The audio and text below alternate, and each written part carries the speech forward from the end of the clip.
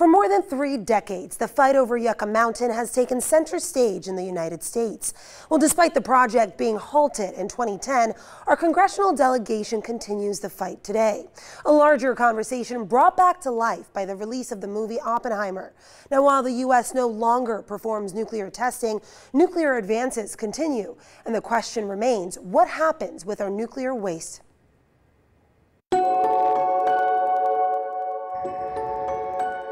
100 miles northwest of the bright lights of Las Vegas, many miles past Mercury, Nevada, sits Yucca Mountain. You can see that little hill, that's Yucca Mountain, the proposed. A massive 60 million acre formation made up mostly of fractured volcanic tuffs.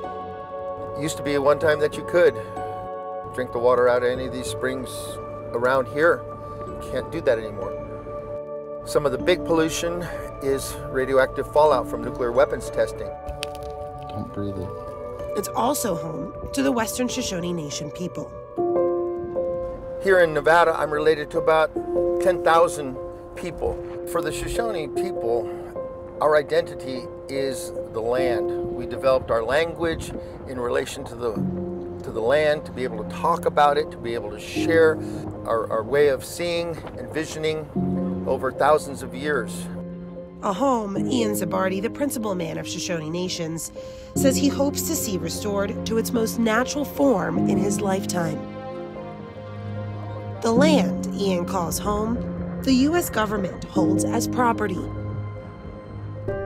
We would walk all the way across the valley to the main gate of the Nevada test site and have our protest there.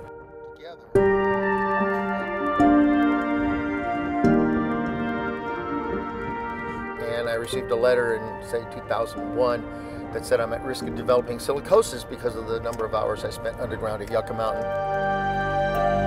Yeah, you got to be sure to count the number of toes because you've got a radioactive mutant out there, you know, from all the toxins. Kevin Camps is a radioactive waste specialist. The federal government has not paid the repositories in New Mexico. Why are they going to start to pay us? Well, this was a political cartoon that appeared in the Las Vegas Review-Journal back in 2010, and it really celebrated the end of the Yucca Mountain project, this attempt by the U.S. federal government, the U.S. Department of Energy, to dump all of the country's high-level radioactive waste.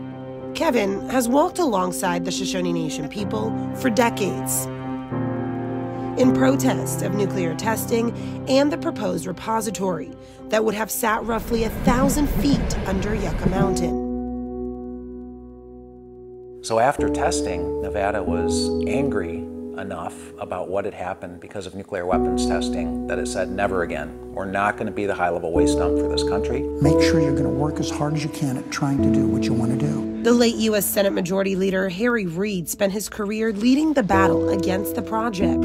It started back in the 80s during the Ronald Reagan administration. In 2010, President Barack Obama called the Yucca Mountain project unworkable, making good on his campaign promise to Nevadans to end funding for the project. 10 years later, President Donald Trump, a supporter of nuclear energy, initially called for the licensing process of Yucca Mountain to restart. But by 2020, announced he would reverse his policy and halted his support of the project. Today, the question remains, where do we store the nation's nuclear waste? What happened with our state is Nevada never had consent. And in 1982, when the bill was passed that designated Nevada as the nation's nuclear storage waste disposal area, that didn't come with any of our consent. United States Representative Susie Lee says the bipartisan effort from Nevada lawmakers is clear. Nevada never wants to see any funding go back into the Yucca Mountain project. There will need to be a long-term solution for this. The fact of the matter is that there are 27 states that have nuclear waste, spent fuel from nuclear reactors, and those states want a solution. And then Shoshone Mountain. For Shoshone Nation lineage, the Yucca Mountain fight goes beyond politics. It's a race to preserve what's left of the mountain to leave behind for future generations. Nobody in Nevada can prove ownership to the land within Western Shoshone treaty territory except the Shoshone, because our title remains unextinguished.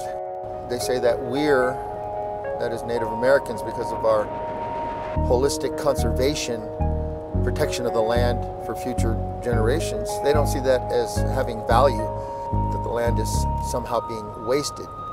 No, we're trying to protect this land so that our future generations can live a good quality of life.